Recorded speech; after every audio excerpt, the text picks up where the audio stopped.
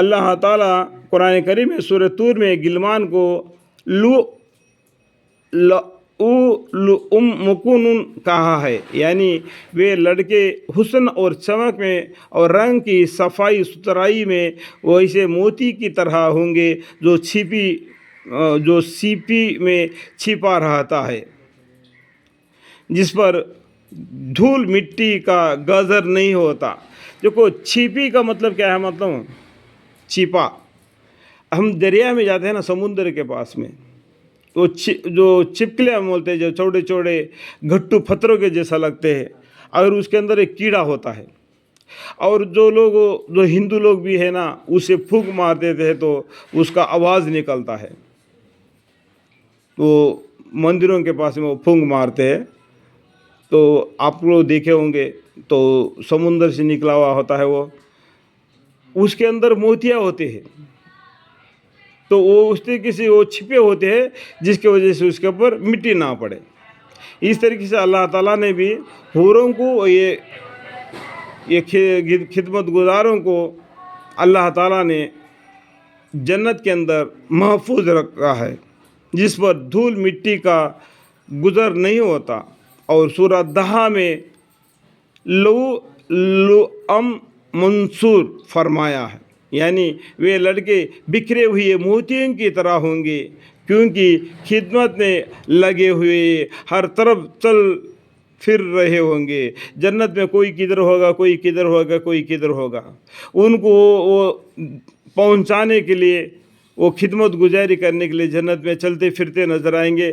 تو یہ ہیرے ہیں جو بکھرے ہوئے جنت میں چل رہے ہیں۔ سمجھ میں آیا ہوگا ابھی؟ جیسے تھوڑا سا ایک شادی ہو جاتا ہے، اندازہ کرو، اس میں بہت سے لوگ آتا ہے، ان کو خدمت کے لیے ہم لوگ کیا وہ آدمیوں کو لگا دیتے تو کہ ان کو خدمت کرے، کوئی ناشتہ دیتا ہے، کوئی چائے پانی دیتا ہے، کوئی کھانا ڈالتا ہے، کوئی دال چارنی ڈالتا ہے، کوئی گوشت ڈالتا ہے، اس طرح کی خدمت گزاری کر دیتا ہے۔ کوئی کہیں بھی ہوگا، اس طریقے سے جنت میں بھی، جنت میں کوئی کہیں بھی ہوگا تو ایک خدمت گزاری کریں گے، ان کے لیے جنت میں چلتے پھرتے نظر آئیں گے، جیسے کہ موتی ہے، بکھری ہوئی ہے۔ سمجھ میں آیا ہوگا ابھی تک؟ یعنی لڑکے بکھرے ہوئے موتیوں کی طرح ہوں گے، کیونکہ خدمت میں لگے ہوئے ہر طرف چل پھر رہے ہوں گے۔ حضرت حسن اور قتادہ رضی اللہ عنہ سے روایت ہے کہ کچھ صحابی رضی اللہ عنہ نے پیارے نبی صلی اللہ علیہ وسلم سے عرض کیا کہ خادم کی خوبصورتی کا یہ حال ہے تو مخدوم جس کی خدمت کی جائے کا کیا حال ہوگا۔ دیکھو، خدمت گزاری کے لیے اتنا اندازہ اللہ تعالیٰ نے لگا دیا، تو جنت میں جانے والوں کا درجہ کتنا ہوگا۔ اس کے جواب میں حضور صلی اللہ علیہ وسلم نے فرمایا کہ مخدوم کو خادم پر اس جیسے بڑائی ہوگی جیسے 14ویں چاند کے تمام ستاروں پر ہوتی ہے۔ جو جنتیوں کے درجہ کیا بتایا، جو 14ویں رات کی چاند کس طریقے سے چمکتا ہوا دنیا والوں کو نظر آ جاتا ہے، تاروں سے بڑا ہوا ہوتا ہے، تو چاند کی ایک اندازہ ہو جاتا ہے۔ تو اس طریقے جنتی آدمیوں کو 14ویں رات کی چاند کی طرح ستارے کے پر ہوتی ہے۔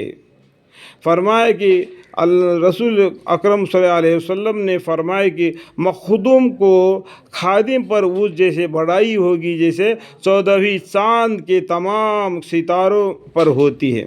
اللہ تعالیٰ سب کو سمجھنے کی توفیق عطا فرمائے۔ اگر اس حدیث کو سمجھے تو ٹھیک ہے، نہیں سمجھے تو دیکھا خدا کی جنت اور مرنے کے بعد کیا ہوگا، یہ پیج نمبر دیکھ لینا 265، تو اس کو پڑھنے سے بھی آپ کو معلوم پڑ جائے گا۔ اللہ تعالیٰ سب کو سمجھنے کی توفیق عطا فرمائے، آمین۔